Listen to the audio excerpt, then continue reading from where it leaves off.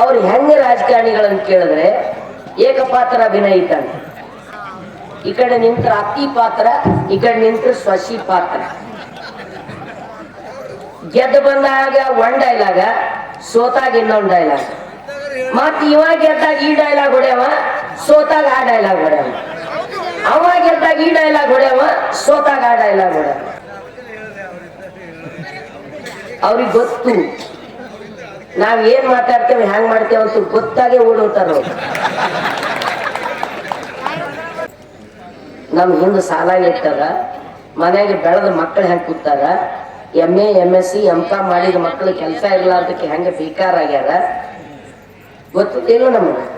ಇವತ್ತು ಪ್ರತಿಯೊಬ್ಬ ಹೆಣ್ಮಗಳ ತಲೆ ಮ್ಯಾಗ ಸಾಲ ಅದಲ್ಲ. ಸಂಘಗಳದಾಗ ಸಾಲ ಮಾಡಿರಲ್ಲ ಹೆಣ್ಮಕ್ಳು.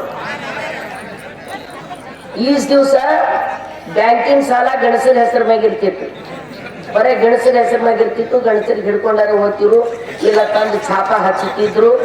ಗಣಸರು ನಂಗೆಲ್ಲ ಕೊಡೋದಾಗಲ್ಲ, ಏನ್ ಮಾಡ್ಕೊಂತೀರಿ ಏನಾರ ಆಗ್ತಿತ್ತು.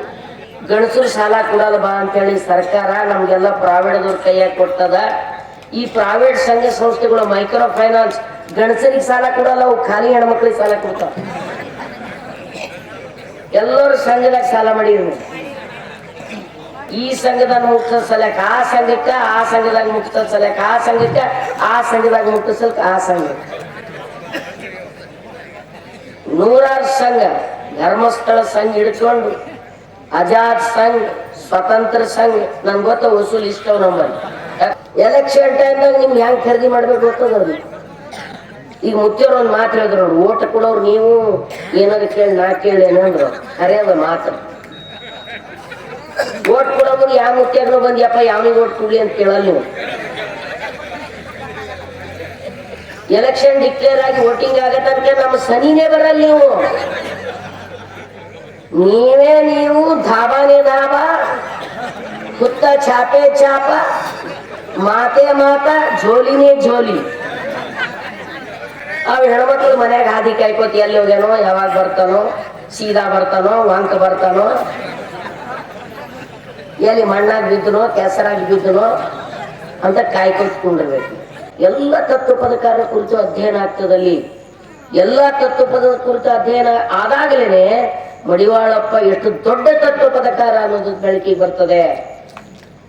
ಬಹಳ ಜನ ಬರ್ದಾರ ತತ್ವಪದಗಳು, ಮಡಿವಾಳಪ್ಪ ಒಬ್ಬನೇ ಬರೆದಿಲ್ಲ ತತ್ವಪದ. ಆದರೆ ಮಡಿವಾಳಪ್ಪನ ತತ್ವಪದಗಳನ್ನು ಮೀರಿಸುವಂತ ಒಂದೇ ಒಂದು ಪದ ಇನ್ನ ಹುಟ್ಟಿಲ್ಲ. ಒಣ ಅಭಿಮಾನದಿಂದ ಈ ಮಾತು ಹೇಳ್ತಾ ಇಲ್ಲ ನಾನು, ತನ್ನ ತಾನು ತಿಳಿದ ಮೇಲೆ ಅಂತ ಅವರು ಆ ಪುಸ್ತಕ ಮ್ಯಾಗಿಂದ ಓದಿದಿರಲ್ಲ ಶಾಸಕರು, ಅದ್ ಶಾಣೆ ಇರ್ತಾರ, ಅಲ್ಲೇ ಕಾಶಿ ಅಲ್ಲೇ ಬಡ್ದು ಹೋಗೋರು. ಆಮೇಲೆ ಮುಂದಿನ ವರ್ಷ ಬರತ್ತಾನ ಒಡೆಯೊಳಪ್ಪನು ನೆನಪಿರಲ್ಲ, ಮುತ್ಯನೂ ನೆನಪಿರಲ್ಲ. ಮಾಡಿದ್ದೆಲ್ಲವೂ ತಾನೇ, ಆದದ್ದೆಲ್ಲವೂ ತಾನೇ, ಬ್ಯಾಡು ಭ್ರಮ ಭ್ರಾಂತ, ಯಾವನೋ ಮಹಾಮಹಾಂತ. ಆದದ್ದೆಲ್ಲವೂ ತಾನೇ, ಮಾಡಿದ್ದೆಲ್ಲವೂ ತಾನೇ, ಓದದ್ದೆಲ್ಲವೂ ತಾನೇ, ಬ್ಯಾಡು ಭವ ಭ್ರಾಂತ, ಯಾವನೋ ಮಹಾಮಹಾಂತ. ಮಡಿವಾಳಪ್ಪನ ದಿವ್ಯ ಈ ಪರಿಸರದಲ್ಲಿ ಎಲ್ಲ ಆರಾಧ್ಯ ಗುರುಗಳಾದ ಚಿಡಮಗೇರಿ ಮಹಾಂತ ಮಠದ ಸಿದ್ದರಾಮ ಶಿವಾಚಾರ್ಯ ಪಾದಾರದಲ್ಲಿ ಪಡಮಟ್ಟು, ಗಡಕೋಳ ಮತ್ತು ಚಿಡಮಗೇರಿ ಉಭಯ ಶ್ರೀಗಳ ಪಾದಾನದಲ್ಲಿ ಪಡಮಟ್ಟು, ಎಲ್ಲ ಹರಗುರು ಚರಮೂರ್ತಿಗಳಿಗೆ ವಂದಿಸಿ ವೇದಿಕೆ ಎದುರುಗಡೆ ಇರ್ತಕ್ಕಂಥ ಎಲ್ಲ ಮಹಂತ ಮಡಿವಾಳ ಅನುಭಾವಿಗಳಿಗೆ ಅನಂತ ಅನಂತ ಶರಣಾರ್ಥಿಗಳು. ನೋಡ್ರಿ,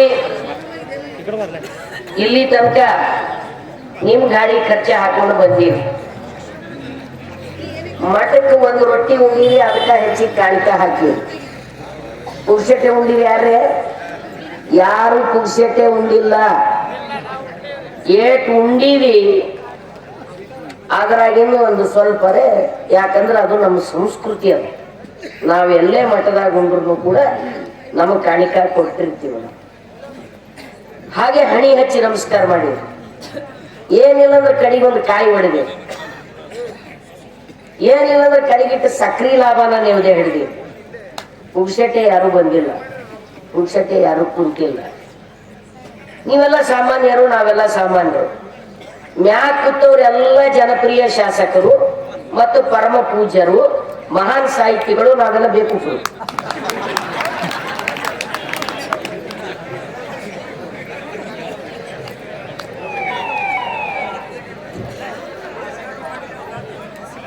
ಪ್ರಶ್ನೆ ಏನು ಅಂತ ಕೇಳಿದ್ರೆ, ಅವ್ರದೆಲ್ಲ ದೋಷ, ನಮ್ಮದು ಶತಮಾನಗಳಿಂದ ಅವ್ರು ಮಾಡುವ ಮೋಸ ವಂಚನೆಗಳನ್ನೆಲ್ಲವೂ ಸಹಿಸಿಕೊಳ್ತಾ ಬಂದಿವೆ. ಅವ್ರು ಹೆಂಗೆ ರಾಜಕಾರಣಿಗಳನ್ನ ಕೇಳಿದ್ರೆ ಏಕಪಾತ್ರ ಅಭಿನಯ ಇದ್ದಂಗೆ. ಈ ಕಡೆ ನಿಂತ್ರ ಅತಿ ಪಾತ್ರ, ಈ ಕಡೆ ನಿಂತ್ರ ಸ್ವಶಿ ಪಾತ್ರ. ಗೆದ್ದು ಬಂದಾಗ ಒನ್ ಡೈಲಾಗ, ಸೋತಾಗ ಇನ್ನೊಂದು ಡೈಲಾಗ್, ಮತ್ ಇವಾಗ ಗೆದ್ದಾಗ ಈ ಡೈಲಾಗ್ ಹೊಡ್ಯಾವ, ಸೋತಾಗ ಆ ಡೈಲಾಗ್ ಹೊಡ್ಯಾವ. ಅವಾಗ ಗೆದ್ದಾಗ ಈ ಡೈಲಾಗ್ ಹೊಡ್ಯಾವ, ಸೋತಾಗ ಆ ಡೈಲಾಗ್ ಹೊಡ್ಯಾವ.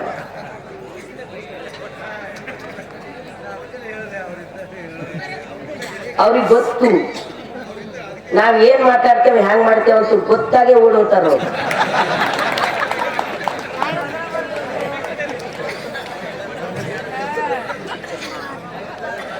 ತೊಗರಿ ನೆಟೆ ಹಾಯ್ದ,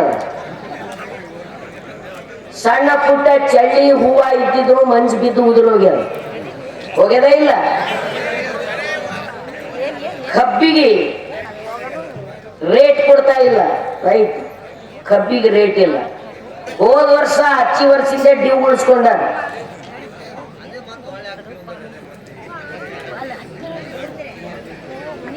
ಇವತ್ತು ಪರಿಸ್ಥಿತಿ ಇಟ್ಟು ಗಂಭೀರ ಅದ. ಅವ್ರ ಎದುರು ಮಳಿ ಬೆಳಿ ಎಲ್ಲ ಚಂದಾಗಿ ಸಮೃದ್ಧಾಗಿ ಚಂದ ಇದ್ದೀರಿ, ಆರಾಮಿದ್ದೀರಿ. ನಾವಿಟ್ಟು ನಕ್ಕೋತ ಕಲಾಕಲ ಮೂರು ಬಟ್ಟಿ ಇದು ಚಚ್ಕೊಂಡು ಮುತ್ಯ ಮಾಡ್ಯವಳಪ್ಪನ ಹೊಳ್ಯಾಗ ಕುಂತು ಕಡಿ ಕುಂತು ಚಂದ ಕಾಣಿಸಲ್ಕತ್ತೇವ. ನಿಮ್ಗೆ ಅನ್ಸ್ಯದ ಎಲ್ಲ ಭಾಳ ಚಂದ ಇದ್ದೀರಿ, ಸಮೃದ್ಧ ಇದ್ದೀವಿ, ಆರಾಮಿದ್ದೇವೆ ಅನ್ಸದ್ ನಿಮ್ಗೆ.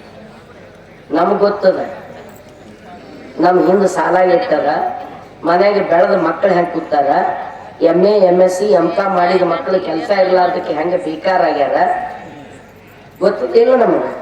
ಇವತ್ತು ಪ್ರತಿಯೊಬ್ಬ ಹೆಣ್ಮಗಳ ತಲೆ ಮ್ಯಾಗ ಸಾಲ ಅದಲ್ಲ. ಸಂಘಗಳದಾಗ ಸಾಲ ಮಾಡಿರಲ್ಲ ಹೆಣ್ಮಕ್ಳು. ಈಸ್ ದಿವಸ ಬ್ಯಾಂಕಿನ ಸಾಲ ಗಣಸರ ಹೆಸರ ಮ್ಯಾಗ ಇರ್ತಿತ್ತು, ಬರೇ ಗಣಸರ ಹೆಸರ ಮ್ಯಾಗ ಇರ್ತಿತ್ತು. ಗಣಸರಿಗೆ ಹಿಡ್ಕೊಂಡಾರ ಓದ್ತಿರು, ಇಲ್ಲ ತಂದು ಛಾಪ ಹಚ್ಚುತ್ತಿದ್ರು. ಗಣಸರ ಕೆಲ ಕೊಡೋದಾಗಲ್ಲ, ಏನ್ ಮಾಡ್ಕೊಂತೀರಿ ಏನಾರ ಆಗ್ತಿತ್ತು. ಗಣಸರು ಸಾಲ ಕೊಡೋದು ಬಾ ಅಂತೇಳಿ ಸರ್ಕಾರ ನಮ್ಗೆಲ್ಲ ಪ್ರೈವೇಟ್ದವ್ರ ಕೈಯಾಗ ಕೊಡ್ತದ. ಈ ಪ್ರೈವೇಟ್ ಸಂಘ ಸಂಸ್ಥೆಗಳು ಮೈಕ್ರೋ ಫೈನಾನ್ಸ್ ಗಣಸರಿಗೆ ಸಾಲ ಕೊಡಲ್ಲ, ಅವು ಖಾಲಿ ಹೆಣ್ಮಕ್ಳಿಗೆ ಸಾಲ ಕೊಡ್ತಾವ. ಎಲ್ಲರೂ ಸಂಘದಾಗ ಸಾಲ ಮಾಡಿದ್ರು. ಈ ಸಂಘದಾಗ ಮುಕ್ತ ಸಲಕ ಆ ಸಂಘಕ್ಕೆ, ಆ ಸಂಘದಾಗ ಮುಕ್ತ ಸಲಕ ಆ ಸಂಘಕ್ಕೆ, ಆ ಸಂಘದಾಗ ಮುಕ್ತ ಸಲಕ ಆ ಸಂಘಕ್ಕೆ. ನೂರಾರು ಸಂಘ, ಧರ್ಮಸ್ಥಳ ಸಂಘ ಹಿಡ್ಕೊಂಡು ಆಜಾದ್ ಸಂಘ, ಸ್ವತಂತ್ರ ಸಂಘ, ನನ್ಗೆ ಗೊತ್ತ ವಸೂಲ್ ಇಷ್ಟವ್ ನಮ್ಮಲ್ಲಿ. ಯಾಕೆ ಇಡೀ ಭಾರತ ತುಂಬಾ ಸರ್ವೆ ಮಾಡಿಸಿವ್ ನಾವು. ಮಹಿಳಾ ಸಂಘದ ವತಿಯಿಂದ ಭಾರತ ತುಂಬಾ ಸರ್ವೆ ಮಾಡಿಸಿವ್ ನಾವು. ಇವತ್ತು ನಮ್ಮ ಜನ ಏನ್ ತಿಳ್ಕೊಂಡಾರ, ಜೀರೋ ಬಡ್ಡಿ ಅಂತ. ಬಡ್ಡಿನೇ ಇಲ್ರಿ ಅದಕ್ಕೆ. ಎಷ್ಟು ಮುಗ್ಧರ ನಮ್ ಜನ ಅಂದ್ರ, ಒಂದೊಂದು ಸಂಘದೊಳಗೆ 40% ಬಡ್ಡಿ ಬೀಳ್ತದ. ರೈಟ್, 40% ಬಡ್ಡಿ, 30% ಬಡ್ಡಿ, 35% ಬಡ್ಡಿ ಅದ. ಅದಕ್ಕೆ ಏನ್ ತಿಳಿದಾರ ಜನ, ಇಲ್ರಿ ಏನೂ ಕಾಗದ ಪತ್ರ ಇಟ್ಕೊಂಬಲ್ರಿ, ಒಂದು ಆಧಾರ್ ಕಾರ್ಡ್ ಒಯ್ದೆ ಅಂದ್ರೆ ಮನಿತನ ಬಂದು ಸಾಲ ಕೊಡ್ತಾರ್ರಿ. ಏನೂ ನಿಮ್ದು ಕಾಗದ ಪತ್ರ ಇಟ್ಕೊಂಬಲ್ಲ, ಏನೂ ಪ್ರೂಫ್ ಕೇಳಲ್ಲ ಅವ್ರು. 20 ಮಂದಿದು ಒಂದು ಸಂಘ ಮಾಡಿರ್ತಾರೆ, 20 ಮಂದಿದು ಒಂದು ಟೋಳಿ. ಆ ಟೋಳಿಯವ್ರು ಬಂದ್ ಕೂತು ಅಡವೇನು ಇಟ್ಕೊಂಬಲ್ಲ, ಉಳ್ಕಿದ 19 ಮಂದಿಗೆ ಅಡವು ಇಟ್ಕೊಂಡಿರ್ತಾರ ಅವ್ರು. ನೀ ತುಂಬಲಿಲ್ಲ ಅಂದ್ರೆ 19 ಮಂದಿ ಬಂದು ಜಗ ತೆಗಿತಾರ ನಿಮ್ಮಲ್ಲಿ. ನೀ ಕುಡು, ನಿನ್ ಕಾಲಾಗ ನಾನು ಕೊಡಲಾಗ್ಯಾರ ನೋಡು. ಅವ್ರು ಯಾವಾಗ ಬರ್ತಾರ ಸಾಲ ವಸೂಲಿಗೆ? ನಸಿಕಿನಾಗ ಬರ್ತಾರ ಇಲ್ಲ? ನಿಮ್ ಮನೆಗೆ ಹೆಣ ಬಿದ್ರು ನಿಮ್ಮ ಎದುರು ಕೂಡ್ತಾರ ಅವರು. ನೀವು ಮಣ್ಣು ಮಾಡಿ ಬರೋ ತನ ಕುಂಡಿರ್ತಾರ, ಕುಡ್ರಿ ಸಾಲ. ಎಷ್ಟು ಜನ ಕಟ್ಟು ಕಡಿ ಕುಂಡಿರ್ತಾರ. ನೀವು ಉಣ ಮುಂದೆ ನೀವು ಒಂದು ರೊಟ್ಟಿ ಕುಡ್ಬೇಕಾಗ್ತದ, ಚಾ ಕುಡ ಮುಂದೆ ಚಾ ಕುಡಬೇಕಾಗ್ತದ. ಕಟ್ಟು ಕಡಿ ಯಾವನ ಅಪ್ಪಗೆ ಎದ್ದು ಹೋಗಲ್ಲ ಅವ್ರು. ಅಷ್ಟು ಪರಿಸ್ಥಿತಿ ಗಂಭೀರ ಅದ. ಪ್ರತಿಯೊಬ್ಬ ಹೆಣ್ಮಕ್ಳೇನು ಸಾಲ ಮಾಡ್ಯಾರ? ಯಾವ ಹೆಣ್ಮಗಳು ಸಂಘದಾಗ ಸಾಲ ತಗೊಂಡು ಹೋಗಿ ಸರಿ ಕುಡ್ದಿಲ್ಲ ಕುಡ್ದ? ಯಾವ ಹೆಣ್ಮಗಳು ತಗೊಂಡು ಹೋಗಿ ಗುಟ್ಕಾ ತಿಂದಿಲ್ಲ? ಯಾವ ಹೆಣ್ಮಗಳು ತಗೊಂಡು ಹೋಗಿ ಮಜಾ ಮಾಡಿಲ್ಲ? ಅದೇ ಸಂಸಾರಕ್ಕೆ ಹಾಕ್ಯಾರ. ಮಕ್ಕಳ ಸಾಲಿ ಫೀಸ್ ಕಟ್ಟಿರ್ಬೇಕು, ಮಗಳ ಲಗ್ನ ಖರ್ಚ ಮಾಡಿರ್ಬೇಕು, ಗಂಡಗೆ ಎಲ್ಲರೂ ಬಿಸ್ನೆಸ್ಸಿಗೆ ರೊಕ್ಕ ಕೊಟ್ಟಿರ್ಬೇಕು, ಹೊಲಕ್ಕೆ ಬೀಜ ತರ್ಲಿಕ್ಕೆ ರೊಕ್ಕ ಹಾಕಿರ್ಬೇಕು. ಯಾವುದರೇ ಸಣ್ಣ ಪುಟ್ಟ ಕೆಲಸಗಳಿಗೆ ಹೆಣ್ಮಕ್ಳು ಆ ರೊಕ್ಕ ಹಾಕ್ಯಾರ ಹೊರತು ಯಾವ ಹೆಣ್ಮಕ್ಳು ಆ ಮೈಕ್ರೋ ಫೈನಾನ್ಸ್ ರೊಕ್ಕ ತಂದು ಇಸ್ಪೆಟ್ ಬಡದಿಲ್ಲ. ಇನ್ನ ಗಣಸರು ಸಾಲ ಎತ್ತಾರ, 20,000 ರೂಪಾಯಿ ಸಾಲ ಎತ್ತಾರ ಅಂದ್ರೆ 10,000 ರೂಪಾಯಿ ಅಲ್ಲಿ ಗಡಂಗಿಗಾರ ಹಾಕಿ ಬಂದಿರ್ತಾನ, ಇಲ್ಲ ಒಂದ್ 2 ಕಡೆ ಇಸ್ಪೆಟ್ಟರೆ ಬಡದ್ ಬಂದಿರ್ತಾನ. ಮನಿಗೆ ಐದೇ ಎಲ್ಲರೂ ಅಲ್ಲ, ಪಾಪ ಒಳ್ಳೆಯವ್ರು ಅಲ್ಲ, ಬಹಳ ಒಳ್ಳೆಯವರು ಇದ್ದಾರೆ, ನಾ ಇಲ್ಲ ನಂಗಿಲ್ಲ. ಆದ್ರೆ ಯಾವ ಹೆಣ್ಮಗಳು ಫೈನಾನ್ಸ್ದಾಗಿನ ಸಾಲ, ಸಂಘದಾಗಿನ ಸಾಲ ತಂದು ಯಾವ ಹೆಣ್ಮಗಳನ್ನ ಕುಡಿಯಲ್ಲ, ಇಸ್ಪೆಟ್ ಪಡೆಯಲ್ಲ, ಗುಟ್ಕಾ ತಿನ್ನಲ್ಲ, ಸಿಗರೇಟ್ ಸೇದಲ್ಲ, ಮತ್ತೊಂದು ಮಾಡಲ್ಲ, ಸಂಸಾರಕ್ಕೆ ತಂದು ಹಾಕಿರ್ತಾಳೆ. ಇವತ್ತು ಇಡೀ ಭಾರತ ತುಂಬಾ ಈ ಹೆಣ್ಮಗಳ ತಲೆ ಮೇಲೆ ಸಾಲ ಇಲ್ಲ ಅನ್ನಪ್ಲೇ ಇಲ್ಲ. ಇಡೀ ಮಹಿಳೆಯರನ್ನ ಸಾಲಗಾರರನ್ನಾಗಿ ಮಾಡಿದ್ರು. ಎಷ್ಟು ಜನ ಆತ್ಮಹತ್ಯೆ ಮಾಡ್ಕೊಂಡು ಸತ್ತಾರ ಇಲ್ಲ ಹೇಳ್ರಿ? ಅವ್ರು ಬೈಗಳಿಗೆ, ಅವ್ರು ಮಾಡೋ ಇನ್ಸಲ್ಟಿಗೆ, ಅವ್ರು ಮಾಡೋ ತ್ರಾಸಿಗೆ ಹೆಣ್ಮಕ್ಳು, ಪಾಪ ಹೆಣ್ಮಕ್ಳು ಏನ್ ತಿಳ್ಕೊಂಡಾರ? ಏನೂ ಇರ್ಲಾರ್ದೆ ಮನಿತನ ಬಂದು ಸಾಲ ಕೊಡ್ತಾರ್ರಿ, ಏನೋ ಕಾಗದ ಪತ್ರ ಕೇಳಲ್ರಿ, ನಮ್ಗೆ ಯಾವಾಗ ಬೇಕಂತ ಅವಾಗ ಕೊಡ್ತಾರ್ರಿ, ಈಟ್ ಕೊಡೋವ್ರೆ ನಮ್ಗೆ ಯಾರು ಹರರಿ?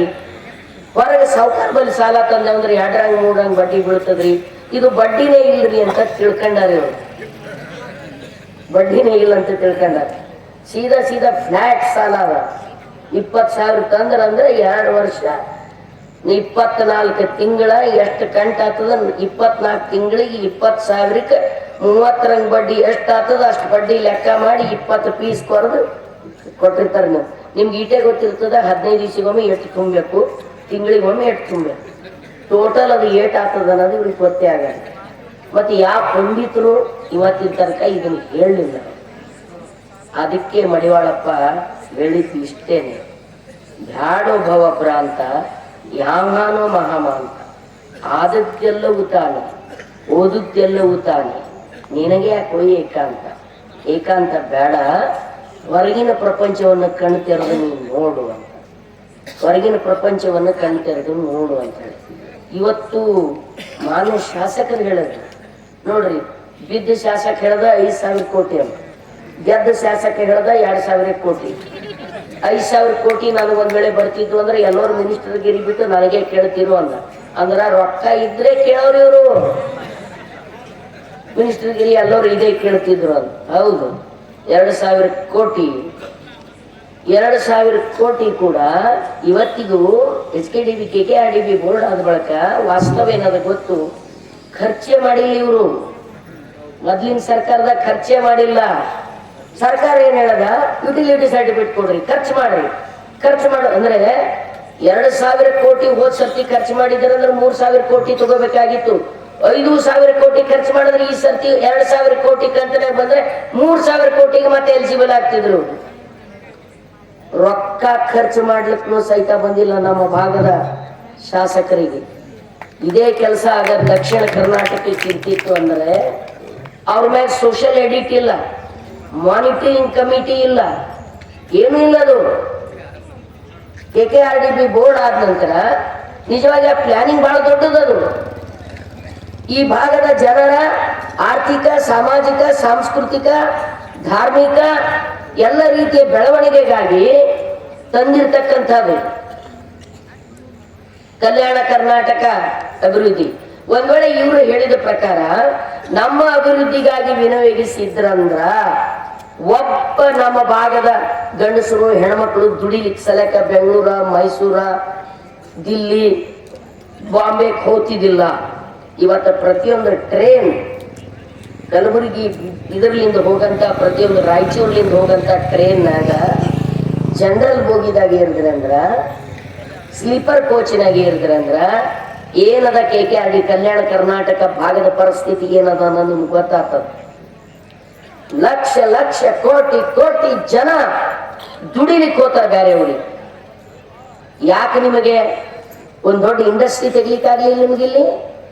IT ಹಬ್ ಮಾಡ್ಲಿಕ್ಕೆ ಯಾಕೆ ಆಗ್ಲಿಲ್ಲ ನಿಮ್ಗಿಲ್ಲಿ? ಯಾಕೆ ಆಗ್ಲಿಲ್ಲ ನಿಮ್ಗೆ? ಯಾಕೆ ಸದನದಾಗ ಮಾತಾಡಂಗಿಲ್ಲ ನೀವು? ಯಾಕೆ ಕೇಳಂಗಿಲ್ಲ ನೀವು? ಅವ್ರಿಗೇನ್ ಗೊತ್ತು? ಅವ್ರೇನದು ಗೊತ್ತ್ರಿ, ಈ ಸಾಹಿತಿಗಳು ಬುದ್ಧಿಜೀವಿಗಳು ಮಾಸ್ತರ್ಗಳು ಸುಮ್ ಹಂಗೆ ಒದರ್ತಾವ. ಮಂದಿ ಕೈಲೆ ಓಟ್ ಹ್ಯಾಂಗ್ ತಗೋಬೇಕನ್ನೋದು ನಮಗ್ ಗೊತ್ತದ, ಅವ್ರಿಗೆ ಮಳ್ ಹ್ಯಾಂಗ್ ಮಾಡ್ಬೇಕನ್ನೋದು ನಮಗ್ ಗೊತ್ತದ ಅಂತ ನೋಡ್ರಿ. ಗೊತ್ತದ ಅಂತ ನೋಡ್ರಿ. ಎಲೆಕ್ಷನ್ ಟೈಮ್ದಾಗ ನಿಮ್ಗೆ ಹೆಂಗ್ ಖರೀದಿ ಮಾಡ್ಬೇಕು ಗೊತ್ತದ.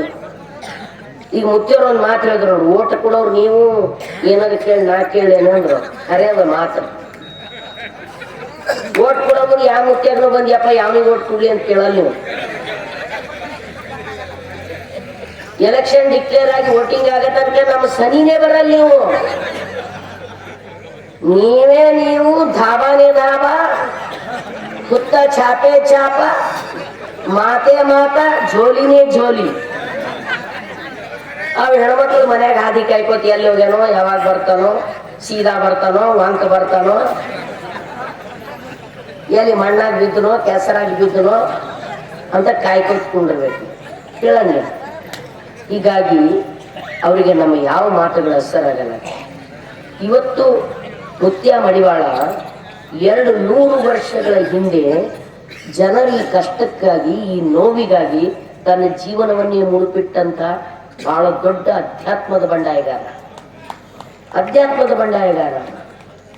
ತಪಸ್ಸು ಮಾಡಿದ ಮಡಿವಾಳ ಮುತ್ಯ ಅಂದ್ರೆ ಹಾಲ ಉತ್ತತ್ತಿ ಕಾಜು ಕಿಸ್ಮಿಸಿ ತಿಂದು ಗವ್ಯಾ ಕೂಡ್ಲಿಲ್ಲ. ಹಂಗ ತಪಸ್ ಮಾಡೋದು ಬಹಳ ಸರಳದಲ್ರಿ. ಗವ್ಯಾಗ ಹೋಗಿ ಕಣ್ಣು ಮುಚ್ಕೊಂಡು ಕಣ್ಣು ಮುಚ್ಕೊಂಡು ಕುತ್ತಲ್ಲೇ ಕೂತ್ರ ಅನ್ನನೂ ಕಂಬೇಕಲ್ಲ. ಕುತ್ತಲ್ಲೇ ಕುಂತು ಮನಗಂಡ 4 ರೊಟ್ಟಿ ಹೊಡೆದ್ರಿ ಅಂದ್ರೆ ಮಕ್ಕಳ ಹೊಟ್ಟಿ ಬಾಯಿದ ಡಬ್ಬ ಅಂತಿದ್ರು. ಏನೂ ಮಾಡೋದಿಲ್ಲ, ಒಳ ಗವ್ಯಾ ಕೂಡೋದು ಹೋಗಿ. ಗವ್ಯಾ ಕೂತ್ರ ಓಡಾಡೋದಿಲ್ಲ, ಅನ್ನನೂ ಕಂಬೇಕು. 2 ಗ್ಲಾಸ್ ಹಾಲ, 4 ಕುತ್ತತ್ತಿ, ಒಂದೆರಡು ಕಾಜು ಕಿಸ್ಮಿಸಿ. ಇವ ಅಪ್ಪವ್ರು ಏನೂ ತಿನ್ನಲ್ಲ, ಬರೀ 4 ಕಾಜು 4 ಕಿಸ್ಮಿಸಿ 2 ಗ್ಲಾಸ್ ಹಾಲ ಅನುಷ್ಠಾನ ಮಾಡಿದ್ರೆ ಅವ್ವ ಅಂತ. ಏನ್ ತೆಗ್ಗ ಹಾಕದ, ಏನ್ ನಟ್ ಕಡಿಯದ, ಏನ್ ಆಷಾಢದನ ಗಾಳಿ ಬೀಸಿ ಹೊಡ್ಲಾಕತ್ರಿ ಏಸ್ ನನ್ನ ಜೀವ ಹೆಂಗಸಾಗಿ ಹಾಕಿಲ್ಲ ಗಂಡಸಿ. ಮುತ್ಯ ಮಡಿವಾಳಪ್ಪನು ತಪಸ್ಸು ಮಾಡಿದ. ಯಾಗ ಮಾಡಿದ್ರೆ ಮುತ್ಯ ಮಡಿವಾಳಪ್ಪ ತಪಸ್ಸ ಅಲ್ಲ, ಹಗಲೆಲ್ಲ ಜನರ ಜೊತೆಗೆ ನಿಂತು ಕೆಲಸ ಮಾಡಿದ. ಸ್ವತಃ ತೋಟ ಮಾಡಿದ, ಹಾಯಿ ಹೊಡೆದ, ಬಂದವ್ರನ್ನ ಅನುವ ಕೇಳ್ದ, ಗಳೆ ಹೊಡೆದ, ನಟ್ಟು ಕಡ್ದ, ಕುಳ್ಳು ಬಡ್ದ, ಮಜ್ಗಿ ಮಾಡ್ದ. ರಾತ್ರಿ ಸೈದಾಪುರದೊಳಗೆ ತಪಸ್ಸು ಮಾಡ್ತಾನ. ದೊಡ್ಡ ಬಾವಿ ಮ್ಯಾಗ ಒಂದು ಜಾಲಿ ಗಿಡ. ರಾತ್ರಿ ಹೋಗಿ ಗಿಡದ ಮ್ಯಾಗ ಕೂಡ್ತಿದ್ದ, ಮಹಾಂತ ಮಹಾಂತ ಮಹಾಂತ ಮಹಾಂತ ಮಹಾಂತ ಅಂತಿದ್ದ. ರಾತ್ರಿ ಎಲ್ಲ ಹಂಗೆ ಕೂಡ್ತಿದ್ದ. ಯಾವಾಗ ಚುಳುಕ್ ಬಂದು ಜೋಲಿ ಹೋಗಿ ಥಪ್ಪತ್ತ ಬಾಯಾಗಿ ಬೀಳ್ತಿದ್ದ. ಎಚ್ಚರ ಆತಿತ್ತು, ಅದೇ ಥಂಡಿ ಮೈಲೆ ಬಂದು ಮತ್ತೆ ಮ್ಯಾಗ ಕುಂತು ಮಹಾಂತ ಮಹಾಂತ ಮಾತ್ರ.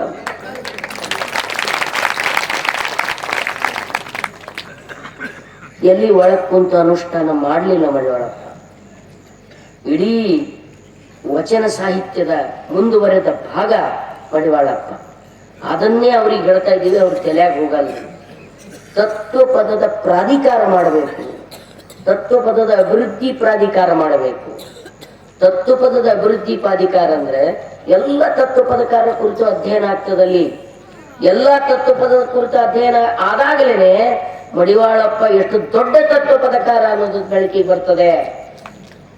ಬಹಳ ಜನ ಬರ್ತಾರೆ ತತ್ವಪದಗಳು, ಮಡಿವಾಳಪ್ಪ ಒಬ್ಬನೇ ಬರದಿಲ್ಲ ತತ್ವಪದ. ಆದರೆ ಮಡಿವಾಳಪ್ಪನ ತತ್ವಪದಗಳನ್ನು ಮೀರಿಸುವಂತ ಒಂದೇ ಒಂದು ಪದ ಇನ್ನ ಹುಟ್ಟಿಲ್ಲ.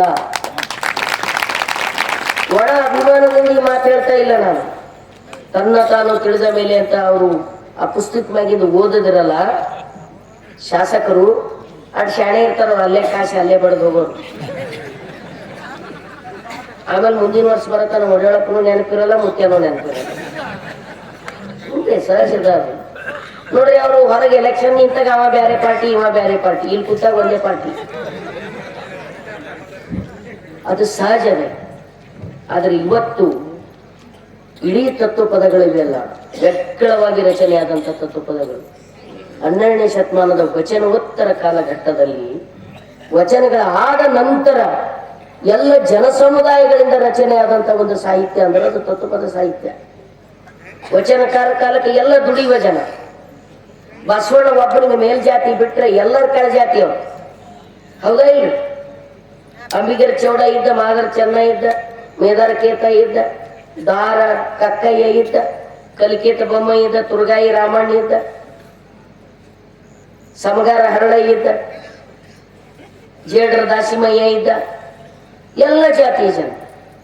ಕರ್ನಾಟಕದಲ್ಲಿ ಅವತ್ತು ಚಾಲ್ತಿಯಲ್ಲಿದ್ದಂಥ ಕುಂಬಾರು, ಕಂಬಾರು, ಸಮಗಾರು, ದಾರು, ಮಾಗರು, ಗಾಣಿಗೆರು, ಕೂಗಾರು, ಎಲ್ಲ ಎಲ್ಲ ಜನ ಸಮುದಾಯಗಳ ಜನ ಸೇರಿ ಇಡೀ ಜಗತ್ತಿನಲ್ಲಿ ಎಲ್ಲಿಯೂ ಆಗದಂತ ಒಂದು ದಾರ್ಶನಿಕ ಧಾರೆಯನ್ನ, ಅಂದ್ರೆ ಅವ್ರು ಹೇಳಿದ್ರು ನೋಡ, ಆತ್ಮ ಅಂದ್ರೇನು, ಪರಮಾತ್ಮ ಅಂದ್ರೇನು, ಜೀವ ಅಂದ್ರೇನು, ಜಗತ್ತಂದ್ರೇನು, ಹುಟ್ಟಂದ್ರೇನು, ಸಾವಂದ್ರೇನು ಅನ್ನೋದನ್ನ ಕುರಿತು ತಲೆ ಕೆಡಿಸ್ಕೊಂಡ್ರು ಅಂತ. ಅಂಥ ವಚನ ಸಾಹಿತ್ಯವನ್ನು ಕುರಿತು ಇವತ್ತ ಕೋಮುವಾದಿಗಳು ವೈದಿಕಶಾಹಿ ಸನಾತನಿಗಳು ಅಂಥ ವಚನ ಸಾಹಿತ್ಯವನ್ನು ಕುರಿತು ಅದು ಕ್ರಾಂತಿಕಾರಿ ಸಾಹಿತ್ಯ ಅಲ್ಲ ಅನ್ನುವಂತ ಒಂದು ಕುಚೇಷ್ಟೆ ಮಾಡ್ತಾ ಇದ್ದಾರೆ ಕರ್ನಾಟಕದೊಳಗೆ. ಅದು ದುಡಿಯುವವರು ಕಟ್ಟಿದ ಸಾಹಿತ್ಯ. ಅವರು ಕೇವಲ ಅಧ್ಯಾತ್ಮದ ಬಗ್ಗೆ ಚಿಂತನೆ ಮಾಡಿದರು. ಏನ್ ಅಧ್ಯಾತ್ಮ? ಆತ್ಮ ಅಂದ್ರೆ ಏನು? ಆತ್ಮ ಅಂದ್ರೆ ನಾನು ನೀನು ಕುಂತವ್ರಂದ್ರೆ ಶರೀರದ ಇಲ್ಲ, ಶರೀರದೊಳಗೊಂದು ಜೀವದ ಅಲ್ಲ. ಆ ಶರೀರದೊಳಗಿನ ಜೀವ ಆಕ್ಟಿವೇಟ್ ಆಗ್ಬೇಕು ಅಂದ್ರೆ ಬ್ಯಾಟ್ರಿ ಚಾರ್ಜ್ ಮಾಡ್ಬೇಕು. ಮೊಬೈಲ್ ಚಾರ್ಜ್ ಆದ್ರೆ ಆಕ್ಟಿವೇಟ್ ಆಗ್ತಂತಾನೆ ಆಗ್ತದ, ಚಾರ್ಜ್ ಮಾಡ್ಬೇಕಲ್ಲ. ನಾವು ನೀವು ಚಾರ್ಜ್ ಆಗ್ಬೇಕಾದ್ರೆ ಒಳಗೆ ಅನ್ನ ಹಾಕ್ಬೇಕು. ಅನ್ನ ಹಾಕ್ಲಾರ್ದು ಉಪವಾಸ ಇದ್ರೆ ಏನು ಚಾರ್ಜ್ ಆಗಲ್ಲ. ಇಲ್ರಿ ಅಪ್ಪರು 1 ವರ್ಷ ತನಕ ಅನುಷ್ಠಾನ ಮಾಡ್ಯಾರ, ಉಪವಾಸ ಬಿಡ್ತಾರೆ ಅಂದ್ರೆ ಟೆಸ್ಟ್ ಮಾಡ್ಬೇಕು ಅವ್ರಿಗೆ, ಅಷ್ಟೇ ಸುಳ್ಳು ಹೇಳ್ತಾರಲ್ಲ, ಒಳಗೊಳಗೆ ತಿಂದಿರ್ತಾರೆ.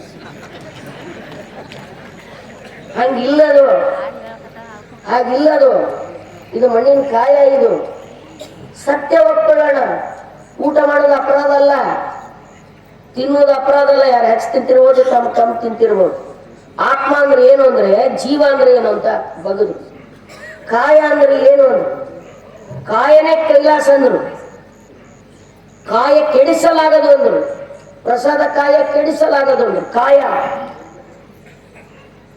ಕಾಯವನ್ನು ಕೈಲಾಸ ಮಾಡಿದ್ದು, ಕಾಯವನ್ನು ದೇವಾಲಯ ಮಾಡಿದ್ದು ಜಗತ್ತಿನೊಳಗೆ ಎಲ್ಲಿ ಇರಲಿಲ್ಲ. ಈ ಶರೀರನೇ ಒಂದು ದೇವಸ್ಥಾನ, ಒಳಗಿರ್ತಕ್ಕಂಥ ನಿಮ್ಮ ಜೀವನೇ ಒಂದು ದೇವರು, ನೀವು ಮಾಡ್ತಕ್ಕಂಥ ಕೆಲಸನೇ ಒಂದು ಪೂಜೆ, ಅದರಿಂದ ಸಿಗ್ತಕ್ಕಂಥ ಫಲಾನೇ ಒಂದು ಪ್ರಸಾದ ಅಂತ ವಚನ ಸಾಹಿತ್ಯ ಹೇಳಿತು. ಆತ್ಮ ಪರಮಾತ್ಮವನ್ನ ಹೇಳುವಾಗ ಹಾಗಾದ್ರೆ ಈ ಕಾಯ ಅಂದ್ರೇನು? ಹಾಗಾದ್ರೆ ಈ ಕಾಯ ಯಾಕೆ ಇಷ್ಟು ಕಷ್ಟಪಡ್ತದೆ? ಯಾಕೆ ಉಪವಾಸ ಬಿದ್ದರೆ ಒದ್ದಾಡ್ತದೆ? ಅನ್ನ ಅಂದ್ರೆ ಏನು? ಅನ್ನ ಯಾಕೆ ಒಬ್ಬರಿಗೆ ಸಿಗ್ತದೆ, ಒಬ್ಬರಿಗೆ ಸಿಗಲ್ಲ? ಅದಕ್ಕೆ ಕಾರಣ ಏನು, ಪರಿಹಾರಗಳೇನು ಅನ್ನುವುದನ್ನ ಕಂಡು ಹಿಡಿಯುವ ಪ್ರಯತ್ನ 12ನೇ ಶತಮಾನದ ಶರಣರು ಮಾಡಿದರು. ಎಲ್ಲ ಜಾತಿಯ ಜನ ಕೂಡಿ ಮಾಡಿದ್ರು. ಒಬ್ಬರೇ ಅಲ್ಲ, ಬಸವಣ್ಣನ ನೇತೃತ್ವದೊಳಗೆ ಮಾಡಿ ಅವಾಗ ಹೇಳಿದ್ರು, ದೇವ್ರಕ್ಕಿಂತ ದೊಡ್ಡದು ಅಂದ್ರೆ ಅನ್ನ. ಅವ್ರು ಹೇಳಿದ್ದು ಮಾದರ ಧುಳ್ಳಯ್ಯನ ಒಂದು ವಚನದೇ, ಅಟ್ಟಿಯ ಚುಚ್ಚುವ ಮನೆಯಲ್ಲಿ ಪ್ರತ್ಯಕ್ಷನಾದ ಪರಶಿವನ ಕಂಡು ಇತ್ತಲೇಕೆ ಬಂದೆಯ ಕಾಯದ ತಿತ್ತಿಯ ಹೊತ್ತಾಡುವನ ಮುಂದೆ, ನಿನ್ನ ಭಕ್ತರಿದ್ದ ಠಾವಿಗೆ ಹೋಗಿ ಮುಕ್ತಿಯ ಮಾಡು, ನನಗೆ ಎಮ್ಮ ಕಾಯಕದ ಹಾಗೆ ಸಾಕು ಕಾಮ ಧೂಳೇಶ್ವರ. ಅಂದ್ರೆ ಧೂಳಯ್ಯ ಚಪ್ಲಿ ಒಲೆ ಕಾಯಕ್ ಮಾಡ್ತಿದ್ದಂತ್ರಿ ಧೂಳಯ್ಯ. ಆ ಚಪ್ಲಿ ಒಲೆ ಕಾಯಕ್ ಮಾಡೋ ಮುಂದೆ ಅದು ಅಟ್ಟಿಯ ಚುಚ್ಚುವ ಆ ಸೂಜಿ ಇರ್ತದ, ಸೂಜಿಯ ಮನೆಯಲ್ಲಿ ಚಪ್ಪಲಿ ಮನೆ ಮುಂದೆ ಚುಚ್ತಾರಿಲ್ರಿ ಅದು, ಆ ಚುಚ್ಚುವ ಸೂಜಿ ಮನೆಯಲ್ಲಿ ದೇವ್ರ ಪ್ರತ್ಯಕ್ಷ ಆದಂತ ಒಂದಿನ.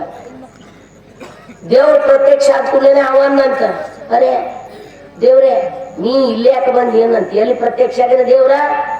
ಹಿಮಾಲಯದಾಗಲ್ಲ, ದೇವ್ರ ಮನೆಯಾಗಲ್ಲ, ಜಗ ಜಗ ಜಗ ದೀಪ ಹಚ್ಚಿದ ದೇವ್ರ ಕೊಲೆಯಾಗಲ್ಲ, ಅಂತಸ್ತಿನ ಮನೆಯಾಗಲ್ಲ. ಎಲ್ಲಿ ಪ್ರತ್ಯಕ್ಷ ಆಗ್ಯಾನ ದೇವ್ರ? ಮಾದರ ಧೂಳಯ್ಯ ಚಪ್ಪಲಿ ಹೊಲಿವ ಚೂಜಿಯ ಮನೆಯಲ್ಲಿ. ಏ ಭಕ್ತ ಏನ್ ಬೇಕು ಬೇಡ ಅಂದ. ಅವ ಅಂದಂತ, ಈ ಕಡೆ ಯಾಕೆ ಬಂದ್ಯಪ್ಪ ಅಂದಂತ. ಏನ್ ಕೆಲಸ ಇದು? ಕಾಯ ತಿತ್ತಿಯ ಹೊತ್ತಾಡವ. ನಾ ಸತ್ತದನ ಎಳ್ಕೊಂಡು ತಂದು ಚರ್ಮ ಹದ ಮಾಡಿ ಚಪ್ಪಲಿ ಹೊಲಿಯವ. ಬಡ ಬಡ ಸರ್ದ ನಾ ಚಪ್ಪಲಿ ಹೊಲ್ದ್ರ ನಾನು ಹೊಟ್ಟೆ ತುಂಬತದ. ನೀ ಬಂದು ದನ್ನಂದು ಪೂಜೆಯಾಗ ನಿಂತೆಲ್ಲ, ನಿನಗೇನ್ ಬೇಕು? ಪೈಲಲ್ಲಿ ಬಾಜು ಸರಿ ಅನ್ನಲ್ಲ. ಬಾಜು ಸರಿ, ನನ್ ಕಾಯಕಕ್ಕೆ ಬಾಧ ಯಾಕೆ ಮಾಡ್ತಿ? ಏನ್ ಕೊಡ್ತಿದ್ದೇವ್ರೇ ನೀ? ಮುಕ್ತಿ. ನಿನ್ನ ಭಕ್ತರ ಮುಂಜಾನೆ ಚಲ್ತಾನ ಭಜನೆ ಮಾಡೋರು, ನೀ ಪ್ರತ್ಯಕ್ಷ ಆಗ್ಬೇಕಂತ ತಿಳ್ಕೊಂಡೇಳ ಬರೋರಲ್ಲ. ನಿನ್ನ ಭಕ್ತರಿದ್ದ ಠಾವಿನಲ್ಲಿಗೆ ಹೋಗು. ಯಾರು ನಿನಗೆ ದೇವ್ರೇ ದೇವ್ರೇ ನನಗೆ ಬಾ ಬಾ ಬಾ ಅಂತಾರ, ಅವ್ರ ಬಳಿ ಹೋಗು. ನನಗೆ ನಿನ್ನೇನು ಅವಶ್ಯಕತೆನೇ ಇಲ್ಲ ಗಿಟ್ಟಾವ್ಕಂತ ನಾ ಹೇಳಿದ್ದು. ಅವ ಹೇಳ್ತಾನೆ ಮಾದರ ಧೂಳಯ್ಯ, ನಿನ್ನ ಭಕ್ತರಿದ್ದ ಠಾವಿಗೆ ಹೋಗಿ ಮುಕ್ತಿಯ ಮಾಡು. ಯಾರಿಗೆ ಮುಕ್ತಿ ಬೇಕಂತಾರ ಅವ್ರಿಗೆ ಕೊಡು, ನನಗೆ ನಿನ್ನ ಅವಶ್ಯಕತೆ ಇಲ್ಲ ಅಂತ. ಅಂಥ ಒಂದು ರೂಪಕದ ರೀತಿಯಲ್ಲಿ ಧೂಳಯ್ಯ ಮಾತಾಡ್ತಾರೆ. ಅಂದ್ರೆ ಕಾಯಕ ಅನ್ನೋದು ಎಲ್ಲ ಪೂಜೆಗಳಿಗಿಂತ ದೊಡ್ಡದು, ಎಲ್ಲ ಪೂಜೆಗಳಿಗಿಂತ ದೊಡ್ಡದು. ಕಾಯಕವೇ ಪೂಜೆ, ಮಾಡುವ ಕೆಲಸನೇ ಶ್ರೇಷ್ಠ. ಆ ಕೆಲಸದ ಮೂಲಕನೇ ಜೀವ ಜಗತ್ತಿನ ಹೊಟ್ಟೆ ತುಂಬುತ್ತದೆ. ಇಷ್ಟು ಜನ ನಾವೆಲ್ಲ ಮ್ಯಾಕ್ ಕುಂತು ಭಾಷಣ ಮಾಡ್ಲಕತ್ತೀವಿ ಅಂದ್ರೆ, ರೊಟ್ಟಿ ಬಜ್ಜಿ ಉಂಡಿದೇವಂತೆ ಮಾಡ್ಲಕತ್ತಿದ್ದೇವ, ಸುಮ್ಮನೆ ಮಾಡ್ತೇವೆ. ಉಪಾಸಿದ್ರು ಮಾಡ್ಲಿಕ್ಕಾಗ್ತದ ಭಾಷಣ ಇಲ್ರಿ. ನಾವು ಉಪವಾಸ ಇರ್ತೀವ್ರಿ ಅಂತ ನೀವು ಯಾರೇ ಅನ್ಬೋದು. ಎಷ್ಟು ದಿನ ಇರ್ತೀರಿ ಉಪವಾಸ? ಎಷ್ಟು ದಿನ ಇದು ಮಾತಾಡಂಗಿದ್ದೀರಿ ನೀವು? ಒಂದಿನ 2 ದಿನ ಉಪವಾಸ ಇರ್ತೀರಿ. ವಾರಗಟ್ಟಲೆ ಉಪವಾಸ ಇದ್ರೆ ನಿಮ್ ಬಾಯನ್ ಧ್ವನಿ ಬರ್ತದ? ಬಾಯನ್ ಧ್ವನಿ ಇಲ್ಲ. ಒಳಗಿನ ಧ್ವನಿ ಬರ್ಬೇಕಂದ್ರೆ ಅನ್ನ ಹಾಕ್ಬೇಕು ನಮಗ್. ನೀವು ಕೊಟ್ಟಿದ ಅನ್ನ ಮಠದಾಗ ಉಣೋದು ಅಂದ್ರೆ ನಿಮ್ಮದೇ ಅಲ್ಲ, ನಿಮ್ದೇ ಅಲ್ಲ. ಏನ್ ನಂದದ ಅಲ್ಲಿ? ನಿಮ್ಮದು, ನಿಮ್ಮ ಶ್ರಮ, ನಿಮ್ಮ ಬೆವರು, ನಿಮ್ಮ ಮೈನತ್ದಿಂದ ಬಂದಿರ್ತಕ್ಕಂಥದ್ದೇ ಅಲ್ಲ. ಇಲ್ರಿ, ನಮ್ಮ ಮಾನ್ಯ ಮುಖ್ಯಮಂತ್ರಿಯವರು ನಮಗೆ 100 ಕೋಟಿ ಅನುದಾನ ಕೊಟ್ಟರು. ಯಾರಪ್ಪನ ಮನೆಗೆ ಕೊಟ್ಟ? ಏನವು ನಟ್ಟು ಕಳ್ತಂದ ನಿಮ್ಮ ಶಾಸಕ ರೊಕ್ಕ? ಏನು ಕಿರಾಣಿ ದುಕಾನ್ ಇಟ್ಟು ತಂದಾನ? ಸರ್ಕಾರ ರೊಕ್ಕ. ಸರ್ಕಾರ ರೊಕ್ಕ ಅಂದ್ರೆ ಎಲ್ಲಿದು ಸರ್ಕಾರ ರೊಕ್ಕ? ನಿಮ್ದೇ ಅಲ್ಲ ಸರ್ಕಾರ ರೊಕ್ಕ. ನೀವು ಕೊಟ್ಟಿದ ರೊಕ್ಕ ಅಲ್ಲ. ನೀವು ಸರ್ಕಾರದಾಗ ರೊಕ್ಕ ಎಲ್ಲಿಂದ ಬರ್ತದೆ ವಿಚಾರ ಮಾಡ್ರಿ. ನಾವು ಕೊಟ್ಟಿದ್ದೆ ಟ್ಯಾಕ್ಸ್, ನಾವು ಕೊಟ್ಟಿದ್ದೆ ಮೈನಾತಿನ ರೊಕ್ಕ. ನಮ್ಮ ರೊಕ್ಕ ನಮಗೆ ಹಾಕಿ ನಾವು ನಿಮ್ಗೆ ಕೊಟ್ಟಿವಿ ಅಂತ ಹೇಳಿ ಎಲ್ಲೇ ಒಂದು ಕೋಟಿ 2 ಕೋಟಿ ಕೊಟ್ಟು ದೊಡ್ಡದೊಂದು ಕಲ್ಲು ಮಾಡಿ, ಆ ಕಲ್ಲಿನಾಗ ಮಾನ್ಯ ಶಾಸಕರಾದ ಇವರಿಂದ ಇದು ಸ್ಥಾಪಿಸಲ್ಪಟ್ಟಿತ್ತು ಅಂತ. ಅದಕ್ಕೆ ಆ ಕಲ್ಲುಗಳು ಹರಿವಾಗಣ ನಮ್ಕ ಶಾಣೆ ನಾಯಿ ಇರ್ತದ. ಆ ಕಲ್ಲು ನೋಡಿ ಏನ್ ಮಾಡ್ಬೇಕಂತ ಗೊತ್ತಾಗ್ತದ, ಅದು ಮಾಡಿಬಿಡ್ತದೆ.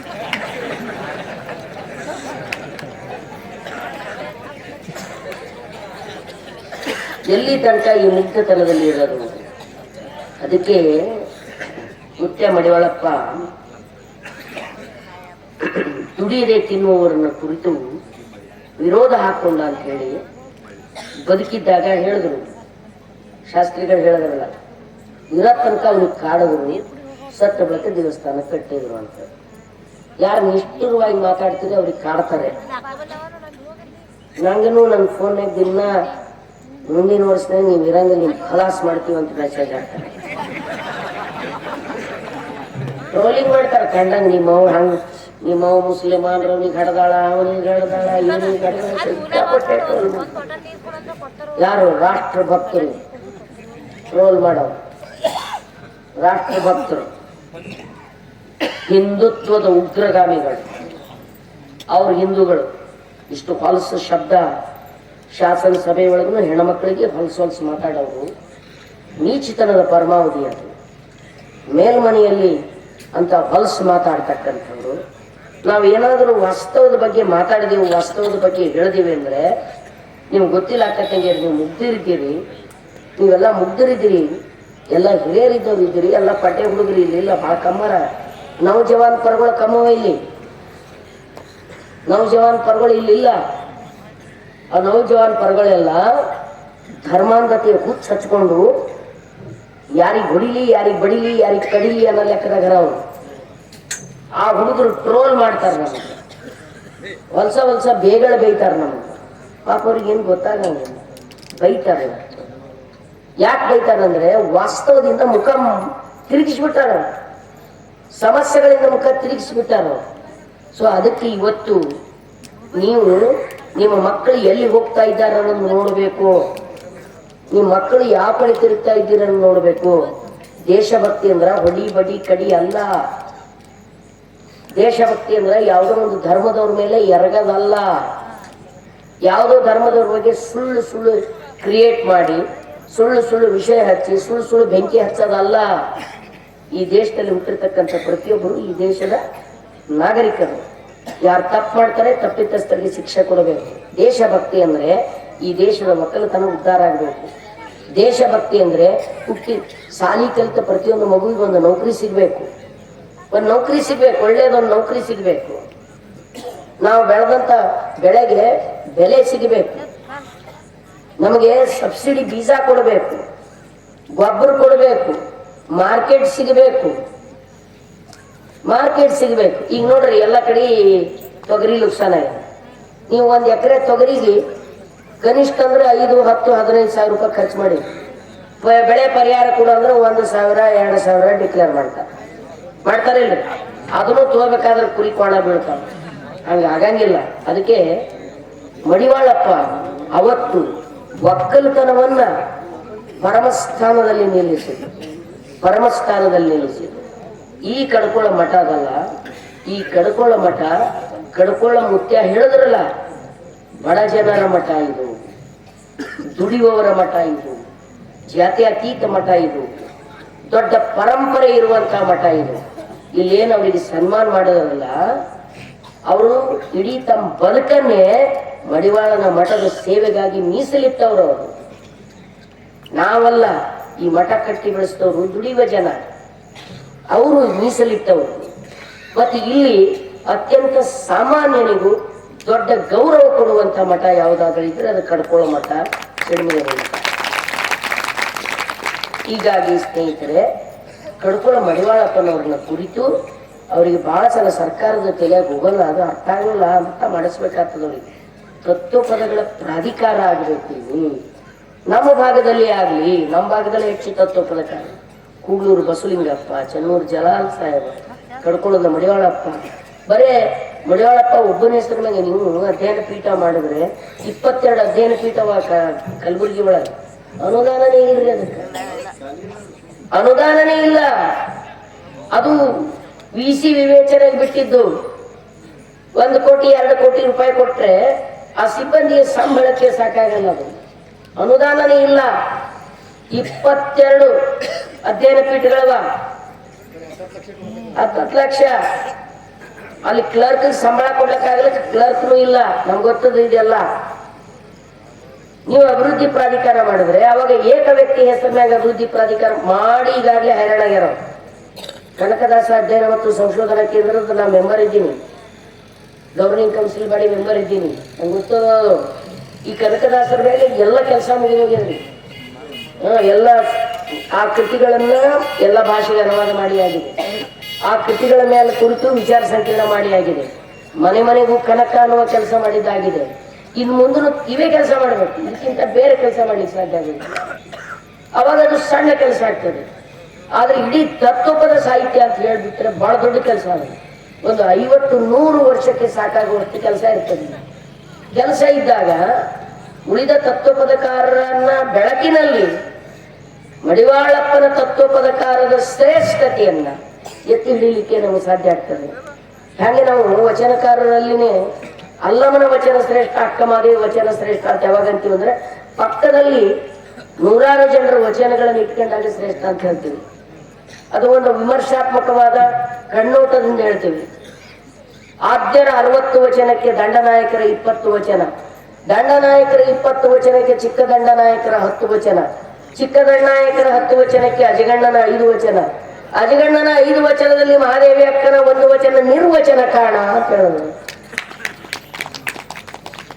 ಹಿಂದಿನ ಮಹಾ ಶಿವಭಕ್ತರು ಬರೆದಂತ 60 ಅಂದ್ರೆ ತಮಿಳುನಾಡಿನೊಳಗೆ ಹುಟ್ಟಿದ್ದು ಶಿವಭಕ್ತರು ದೇವಾರಮ್ಮಗಳು ಬರೆದಿದ್ರು. ಅವರು 60 ವಚನಗಳಿಗೆ ದಂಡನಾಯಕ ಬಸವಣ್ಣವ್ರು 20 ವಚನ ಇಕ್ವಲ್ ಅನ್ನೋದು. ಬಸವಣ್ಣವ್ರು 20 ವಚನಕ್ಕೆ ಚಿಕ್ಕ ದಂಡನಾಯಕ ಅಂದ್ರೆ ಚನ್ನಬಸವಣ್ಣ, ಅವನನ್ನ ನೇಮಕ ಮಾಡಿದ್ರು. ಬಸವಣ್ಣವರ ನಂತರ ಚನ್ನಬಸವಣ್ಣನ 10 ವಚನಕ್ಕೆ ಅಜಗಣ್ಣ, ಮುಕ್ತಾಯಕ್ಕನ ಅಣ್ಣ ಅಜಗಣ್ಣನ 5 ವಚನಕ್ಕಿಂತ ಶ್ರೇಷ್ಠವಾದದ್ದು ಮಹಾದೇವಿ ಅಕ್ಕನ 1 ವಚನ. ಅಷ್ಟು ಶ್ರೇಷ್ಠವಾದ ವಚನಕಾರ್ತಿ ಅಂತೇಳಿ ಉಳಿದ ವಚನಕಾರರ ಬೆಳಕಿನಲ್ಲಿ ಹೇಳುದು. ಹಾಗೆ ಮಡಿವಾಳಪ್ಪ ಯುಸಿ ತನ್ನ ತಾನು ತಿಳಿದ ಮೇಲೆ ಇನ್ನೇನು ಅನ್ನುವಂಥ ತತ್ವಪದ, ತಾನೇ ಪೃಥ್ವಿ ಅಪ್ಪು ತೇಜ, ತಾನೇ ವಾಯು ಆಕಾಶಾತ್ಮ, ತಾನೇ ಸೂರ್ಯ ಚಂದ್ರ ತಾರೆ, ತಾನೇ ಪಿಂಡಾಂಡಾದನು ಬ್ರಹ್ಮಾಂಡಾದ ಮೇಲೆ, ತಾನೇ ತ್ವಕ್ಕು ಶೋಧೃ ಹೃದಯ, ತಾನೇ ಜೀವ್ಯ ಗ್ರಾಣ ನೇತ್ರ, ತಾನೇ ಪಿಂಡಾಂಡಾದ ಮೇಲೆ ಇನ್ನೇನು, ತಾನೇ ಹತ್ತ, ತಾನೇ ಹೆತ್ತ, ತಾನೇ ನೃತ್ಯ, ತಾನೇ ಸತ್ತ, ತಾನೇ ಅತ್ತ, ತಾನೇ ಅರ್ಥ ವ್ಯರ್ಥ ಮರ್ಥ, ತಾನೇ ಲಕ್ಷ ಸಾವಿರ ನೂರು, ತಾನೇ 19 8 7 6 5 4 3 2 ಮೇಲೆ ತಾನೇ ಮಾಂತ, ತಾನೇ ಇಲ್ಲ, ತಾನೇ ಎಲ್ಲ, ತಾನೇ ತಾನು ಏನೋ ಏನೊಂದಾದ ಮೇಲೆ. ಇದು ತತ್ವ ಪದಗಳ ಮಣಿ, ತತ್ವ ಪದಗಳ ಹಣೆಮಣಿ. ಈ ತತ್ವ ಪದಗಳನ್ನು ಮೀರಿಸುವಂತ ತತ್ವ ಪದಗಳು ಯಾಕೆ ಮಡಿವಾಳಪ್ಪ ಉತ್ಕೃಷ್ಟವಾದ ತತ್ವ ಪದಗಳು ಬರಲಿಕ್ಕೆ ಸಾಧ್ಯ ಆಯಿತು?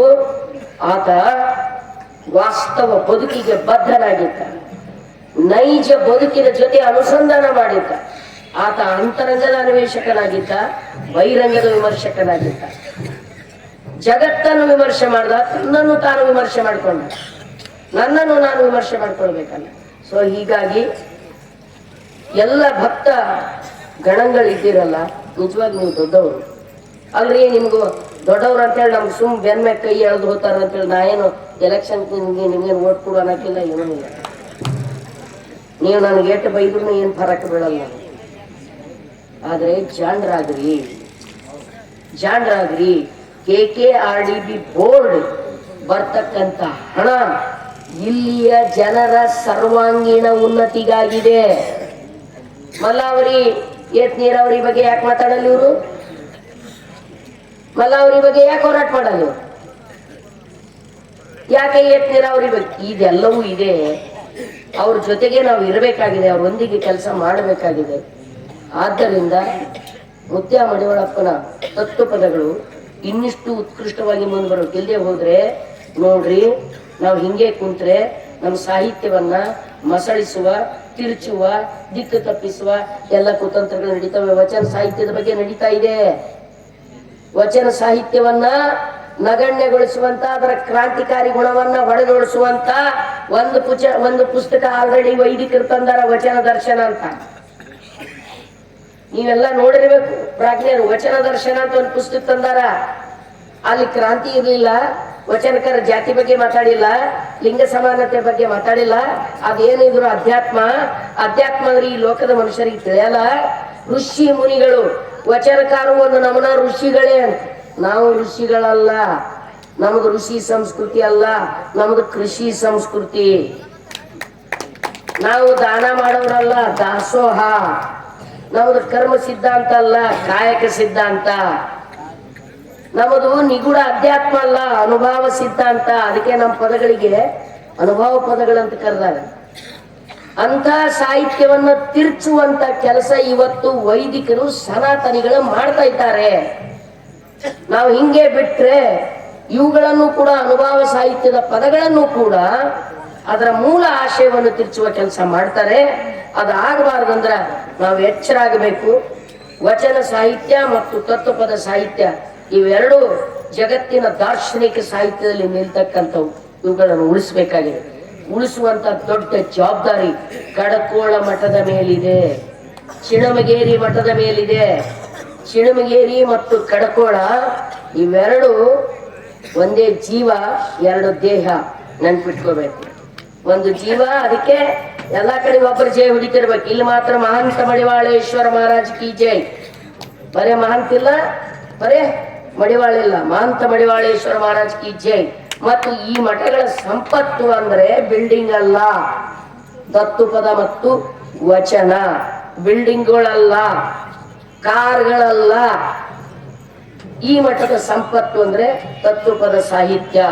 ಆ ತತ್ವಪದ ಸಾಹಿತ್ಯ ಉಳಿಸಿ ಬೆಳೆಸಿಕೊಂಡು ನಮ್ಮ ಹೆಣ್ಮಕ್ಳು, ನೀವೇನು ಇದ್ರ ಸಲುವಾಗಿ ಮೈಕ್ರೋ ಫೈನಾನ್ಸ್ ಬಿದ್ದು ಒದ್ದಾಡ್ಲಕತ್ತಿರಲ್ಲ, ಹಳ್ಳಿಗೆ ನಾವು ಬರ್ತೇವು.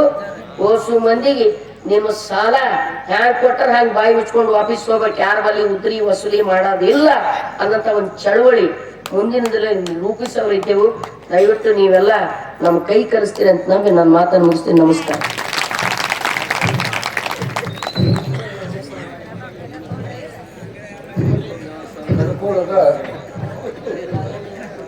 ಮಡಿವಾಳಪ್ಪನವರ ಜೀವನವನ್ನ ಮತ್ತು ಪ್ರಸ್ತುತ ವಿಚಾರಗಳನ್ನ ನಮ್ಮೆಲ್ಲರಿಗೂ ತೆರೆದಿಟ್ಟ ಮೊನ್ನೆ ಮೀನಾಕ್ಷಿ ಬಾಳಿಯವರಿಗೆ ಮತ್ತೊಮ್ಮೆ ನಿಮ್ಮ ಚಪಾಳಿ ಇರಲಿ. ಈಗ ಕಾರ್ಯಕ್ರಮವನ್ನು ಕುರಿತು